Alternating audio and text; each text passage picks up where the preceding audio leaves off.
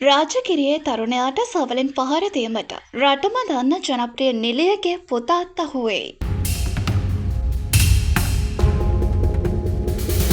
සමාජ මාධ්‍යයේ සංසරණය වන තරුණයෙකුට පහර දෙන වීඩියෝවක් සම්බන්ධයෙන් වැලිකඩ පොලිසිය විමර්ශන ආරම්භ කර තිබෙනවා.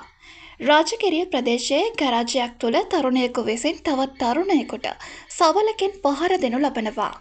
මේ සම්බන්ධයෙන් ඊයේ රාත්‍රියේ එම සිද්ධිය සිදු වුණ අවස්ථාවේ සිටි එක් තරුණයෙකු වැලිකඩ පොලිසිය විසින් අත්අඩංගුවටගෙන තිබෙන බවටයි වැඩිදුරටත් වැලිකඩ ස්ථානාධිපතිවරයා විසින් සඳහන් කර ඇත්තේ.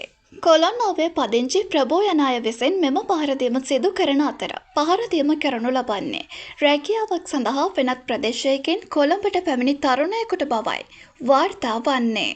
මෙම පහරදීමට හේතුව වී ඇත්තේ ප්‍රේම සම්බන්ධතාවයක් බවටත් පහර කැමට ලක් වූ තරුණයා ගරාජය තුළ තනි වූ විට මෙම පහරදීම සිදු කර ඇති බවටත් වැඩිදුරටත් සඳහන්.